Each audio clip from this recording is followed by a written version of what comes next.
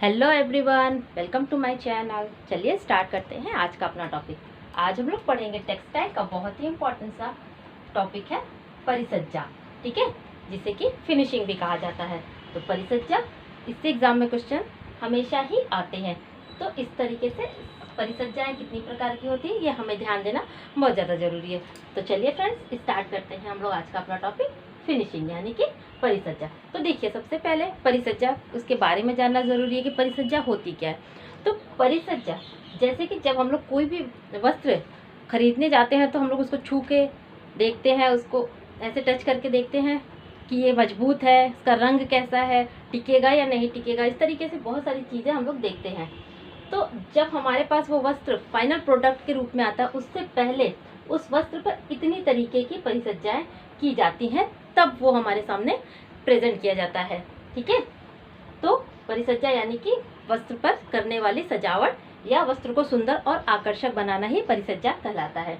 तो चलिए, परिसज्जा कितने प्रकार की होती है। तो परिसज्जा देखिए, एक होती है परिसज्जा स्थायी परिसज्जा। स्थायी परिसज्जा जो कि होती है कि वस्त्र फट जाता है, कपड़े फट जाते हैं, लेकिन उसका रंग, चमक, उसका कड़ापन नहीं खत्म होता है। तो इस तरीके की परिसज्जा क्या कहलाती है? स्थायी परिसज्जा। एक होती है टिकाऊ परिसज्जा, जैसे कि टेम्परेरी, 1 या 2 वॉश तक वो चलती रहती है। फिर उसके बाद धीरे धीरे उसका कलर फेड हो जाता है, उसका रंग उतर जाता है, चमक खत्म हो जाती है, कड़ापन खत्म हो जाता है। तो इस तरीके की परिसज्जा टिकाऊ परिसज्जा कहलाती है। तीसरी क्या है? तीसरी है अस्थायी परिसज्जा। अस्थायी परिसज्जा जो कि एक ही वॉश में, जो कि सस्ते वस्त्रों पर की जाती है, एक ही वॉश में वो खत्म हो जाती है। तो इस तरीके की परिसज्जा अस्थायी परिसज्जा कहलाती है।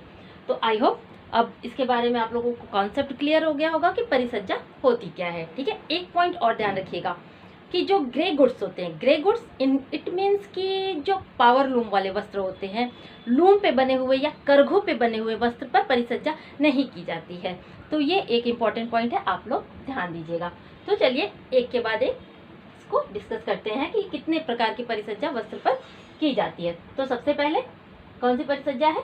सिजिंग। सिजिंग होती क्या है? चलिए सबसे पहले हम लोग इसको देख लेते हैं। सिजिंग सिजिंग क्या होती है कि जैसे कि वस्त्र जब बनते हैं तो उस पर रोए उठे रहते हैं। तो उन रोओं को जो है मशीनों द्वारा उन रोओं को साफ कर दिया जाता है, या गैस की आंच में उसको झुलसा दिया जाता है, जिससे कि जो अनावश्यक रोए होते हैं और जो वस्त्र पर अच्छे नहीं लगते हैं, तो इस तरीके से सिजिंग की प्रोसेस करके, उसकी प्रक्रिया करके वस्त्र को साफ, स्वच्छ और चमकदार बनाया जाता है, जिससे कि उसके बाद उस पर और भी कई तरीके की परिसज्जाएं की जा सके, उस पर कढ़ाई की जा सके, उस पर एम्ब्रॉयडरी की जा सके। ठीक है, तो जब वस्त्र बनता है तो उस पर सिजिंग की जाती है ताकि उसके अनचाहे रोए जो है वो हट जाए। विरंजन क्या होता है? ब्लीच, ये होता है कलर के लिए। ठीक है, विरंजन मेनली जो है वो सूती वस्त्रों पे ज़्यादा किया जाता है। सूती वस्त्रों पे ब्लीचिंग की प्रक्रिया ज़्यादा होती है। कैलेंडरिंग होती है वस्त्रों की चमक, वस्त्रों की आभा बढ़ाने के लिए कैलेंडरिंग की प्रक्रिया की जाती है। कैलेंडरिंग की प्रक्रिया जो होती है वो स्थायी होती है। ठीक है, अभी इसी के साथ हम लोग ग्लेजिंग देख लेते हैं, क्योंकि कैलेंडरिंग और ग्लेजिंग दोनों ही कैलेंडरिंग और ग्लेजिंग दोनों ही वस्त्र की चमक और आभा बढ़ाते हैं। लेकिन अंतर क्या है? कैलेंडरिंग की जो वस्त्र से आभा बढ़ती है वो परमानेंट होती है, मतलब कि अस्थायी होती है। जैसे कि वस्त्र फट जाए लेकिन जो है उसकी चमक और कड़ापन, जो भी उसकी क्वालिटी है वो बराबर बनी रहे। और ग्लेजिंग क्या होता है? ग्लेजिंग जो होता है वो टेम्परेरी होता है, मतलब कि अस्थायी प्रक्रिया होती है। ये चमक और वस्त्र की आभा तो बढ़ाती है, लेकिन एक या दो धुलाई के बाद उसकी चमक और आभा खराब हो जाती है। इस तरीके से कैलेंडरिंग और ग्लेजिंग दोनों एक साथ करिएगा तो याद रहेगा। कैलेंडरिंग जो है वो स्थायी प्रक्रिया है और ग्लेजिंग जो है वो अस्थायी प्रक्रिया है। ठीक है, अब आगे देखते हैं हम लोग मर्सराइजिंग क्या है, चलिए देखते हैं।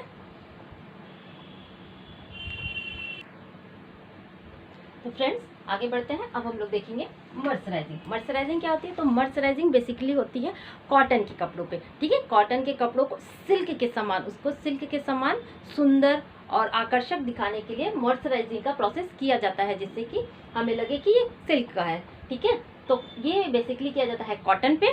ठीक है, इसको सिल्क के समान बनाने के लिए, उसकी चमक और आभा बढ़ाने के लिए मॉइस्चराइजिंग की प्रक्रिया की जाती है।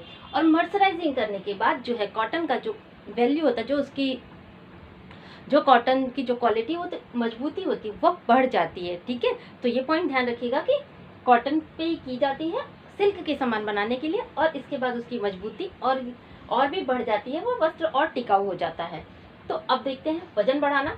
वस्त्रों पर वजन कैसे बढ़ाया जाता है? तो देखिए, जो सिल्क होता है, जो रेशम के वस्त्र होते हैं, उनका वजन बढ़ाने के लिए उसको टिन के साथ, सिल्क को टिन के साथ क्रिया करा के उसके वजन को बढ़ाया जाता है। तो ये रेशम के साथ हो गया। और अन्य वस्त्रों को, अन्य कपड़ों को कैसे उसका वजन बढ़ाया जाता है? तो अन्य कपड़ों को मेटेलिक सॉल्ट, यानी कि मेटेलिक सॉल्ट लवणीय, जिसको कि हम लोग कहते हैं लवणीय नमक, ठीक है, तो मेटेलिक सॉल्ट के साथ, मेटेलिक सॉल्ट में उसको डुबो दिया जाता है, डुबो कर निकाल दिया जाता है, जिससे कि अन्य वस्त्रों का वजन जो है वो बढ़ जाता है। ये बेसिकली वजन बढ़ाने की क्रिया सस्ते कपड़ों पे की जाती है। ठीक है, अच्छे और ब्रांडेड कपड़ों पे ये क्रिया नहीं की जाती। और एक पॉइंट यहाँ पे ध्यान रखिएगा कि जो ऊन होता है, जो अच्छे क्वालिटी के ऊन होते हैं, उसमें वजन बढ़ाने की प्रक्रिया नहीं की जाती है, लेकिन जो लो क्वालिटी के ऊन होते हैं, कम दाम वाले सस्ते ऊन होते हैं, उन पर वजन बढ़ाने की क्रिया की जाती है। ठीक है, तो आई होप यहाँ तक आप लोगों को क्लियर हो। आगे देखते हैं हम लोग अमोनिएटिंग। ठीक है, अमोनिएटिंग की प्रक्रिया किस पे की जाती है? तो यह सूती, ध्यान दीजिएगा, सूती और रेयॉन के वस्त्रों पर अमोनिएटिंग की प्रक्रिया की जाती है। क्या करने के लिए? इसकी चमक बढ़ाने के लिए। बेसिकली होता है इसकी मजबूती, तंतु की मजबूती बढ़ाने के लिए अमोनिएटिंग की प्रक्रिया सूती और रेयॉन वस्त्रों पर की जाती है। ठीक है, आगे देखते हैं मोयरिंग। मोयरिंग किसे कहते हैं? तो मोयरिंग जो होती है, वस्त्र पे जो चमकदार लहरदार जो हमें डिजाइन दिखते हैं, तो वो प्रक्रिया मोयरिंग के कारण आती है। तो मोयरिंग जो है चमकदार और लहरदार डिजाइन को कहते हैं। ये देखिए, यहाँ पे ध्यान दीजिएगा कि जो रेयॉन और सिल्क होता है, सिल्क और रेयॉन पर अगर मोयरिंग की प्रक्रिया रहती है, तो उस वस्त्र को ड्राई वॉश यानी शुष्क विधि द्वारा धुलने के लिए सलाह दी जाती है। क्यों? क्योंकि अगर मोयरिंग की प्रक्रिया रेशम और रेयॉन पे है, तो वो घर में धुलने से या वाटर वॉश से वो खराब हो जाती है। इसीलिए इस तरह की अगर परिसज्जा वस्त्र पे है तो उसे ड्राई वॉश की सलाह दी जाती है। लेकिन एक पॉइंट और ध्यान दीजिएगा कि अगर वो आर्टिफिशियल यानी केमिकल बेस्ड तंतु पे बना हुआ, जैसे नायलॉन, एक्रेलिक, पॉलिएस्टर, तो उस पे मोयरिंग की प्रक्रिया जो वो स्थायी होती है। तो किस पे अस्थायी होती है ये प्रक्रिया? तो सिल्क और रेयॉन पे अस्थायी होती है। इसलिए मोयरिंग की प्रोसेस जिस पे हो तो उसे ड्राई वॉश की सलाह दी जाती है उस वस्त्र को। और एक्रेलिक, नायलॉन, पॉलिएस्टर जो कि रासायनिक विधि द्वारा बनाया गया तंतु है, वस्त्र है, तो उस पर अगर ये प्रोसेस है मोयरिंग की, तो उस पर यह प्रक्रिया स्थायी होती है।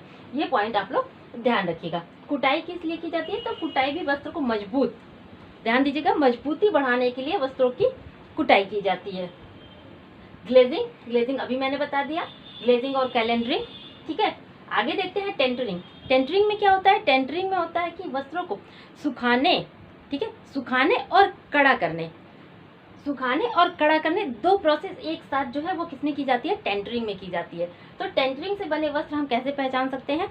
तो देखिए, जब हम लोग कभी कोई चादर या कुछ ऐसा खरीदने जाते हैं जिसके वस्त्र के दोनों ओर जो है वो छोटे छोटे छिद्र बने रहते हैं, आप लोगों ने ध्यान दिया होगा, चादर पे ज़्यादातर करके चादरों पे बने रहते हैं, तो दोनों तरफ छिद्र बने रहते हैं, दोनों वस्त्र के दोनों तरफ, ठीक है, दोनों किनारों पर छिद्र रहते हैं। तो इस तरीके से हम लोग जान सकते हैं कि वह वस्त्र जो है वह टेंटरिंग प्रोसेस से होकर गुजरी है। ठीक है, तो टेंटरिंग में सुखाना और कड़ा करना, दो एक साथ प्रोसेस की जाती है, इसलिए ये इंपॉर्टेंट हो जाता है। आगे देख लेते हैं हम लोग क्रेपिंग। क्रेपिंग क्या होती है? तो क्रेपिंग होती है कि वस्त्र जो हम लोग कभी कभी बाजार से रेडीमेड वस्त्र ले आते हैं तो वो सिकुड़े हुए रहते हैं। तो क्रेपिंग दो तरह की होती है, एक जो होती है परमानेंट क्रेपिंग, यानी जो पूरा वस्त्र तो फट जाए, कपड़े तो फट जाए, लेकिन उसका जो सिकुड़न, जो उसकी डिजाइन हो वह न फटे, तो इस तरीके की क्रेपिंग कहलाती है।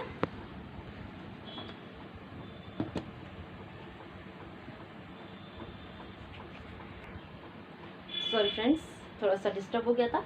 तो क्रेपिंग जो है वो दो तरह की होती है, सिकुड़न, जिसे कि हम लोग सिकुड़न भी कहते हैं। ठीक है, तो आप लोग ध्यान दीजिएगा कि कुछ वस्त्र ऐसे होते हैं जो कि फट जाते हैं, कपड़े फट जाते हैं, लेकिन उनका सिकुड़न जो है वो नहीं खत्म होता है। तो इस तरह की वस्त्र में परिसज्जा जो होती है वह क्रेपिंग कहलाती है। तो एक स्थायी होती है और एक अस्थायी होती है। अब देखिए क्रेपिंग के बारे में एक पॉइंट ध्यान रखिएगा कि ये क्रेपिंग जो है ये केवल ऊनी वस्त्रों पे ही की जाती है। ठीक है, ध्यान दीजिएगा कि केवल ऊनी वस्त्रों पे ही क्रेपिंग की जाती है। आगे देखते हैं सिजिंग। सिजिंग मतलब वस्त्र को कड़ा करना। ठीक है, तो सीजिंग भी दो तरह की होती है, एक स्थायी सीजिंग होती है और एक अस्थायी सीजिंग होती है, मतलब कि वस्त्र को कड़ा करना। एक होता है स्थायी कड़ा करना और दूसरा होता है अस्थायी कड़ा करना। ठीक है फ्रेंड्स, आई होप परिसज्जा से रिलेटेड आपको इतने सारे पॉइंट जो है वो क्लियर हो गए होंगे। अब मैं आपको बताऊंगी कि एग्जाम में इससे क्वेश्चंस कैसे बनते हैं। ठीक है, तो फ्रेंड्स ये देखिए, ध्यान दीजिए, ये देख रहे हैं आप लोग, ये है टीजीटी 2011 का पेपर। इसमें देखिए पूछा है कि वस्त्रों को चिकना करना क्या कहलाता है। ध्यान दीजिए, वस्त्रों को चिकना करना क्या कहलाता है। तो देखिए, टेंटरिंग में क्या होता है, टेंटरिंग में वस्त्रों को सुखाया और कड़ा किया जाता है। क्रेपिंग में जो है वो सिकुड़न है, यह सिकुड़न से संबंधित है। तो इस तरीके से कैलेंडरिंग क्या होती है, वस्त्र के चिकनापन और आभा बढ़ाने के लिए हमें कैलेंडरिंग करनी पड़ती है। तो देखिए, इस तरीके से एग्जाम में क्वेश्चन आते हैं। अभी और मैं दिखाती हूँ आप। अब देखिए एक और क्वेश्चन देखिए यहाँ पे, ये देखिए टीजीटी 2010 में इस तरीके का क्वेश्चन पूछा गया था। ध्यान दीजिए, मॉइस्चराइजिंग परिचर्या मुख्य रूप से की जाती है। देखिए, मॉइस्चराइजिंग की परिचर्या मुख्य रूप से किस पे की जाती है, तो ध्यान दीजिए, आप लोग बताइए। ठीक है, तो सूती वस्त्रों पर, अभी बताया आप लोगों को, मॉइस्चराइजिंग की परिचर्या मुख्यतः सूती वस्त्रों पर की जाती है। तो फ्रेंड्स, आई होप आप लोगों को अब समझ में आ गया होगा कि किस तरीके से एग्जाम में परिचर्या से रिलेटेड क्वेश्चन पूछे जाते हैं। तो यहीं पे आज का टॉपिक हम लोग खत्म करते हैं। आई होप आप लोगों को आज का टॉपिक अच्छा लगा होगा। अच्छा लगा तो प्लीज़ लाइक करिए, शेयर करिए और चैनल को सब्सक्राइब कर लीजिए, जिससे कि और भी इम्पोर्टेंट ऐसे वीडियो मैं आप लोगों को प्रोवाइड कराती रहूँगी। मिलते हैं अपने नेक्स्ट वीडियो में, तब तक के लिए थैंक यू।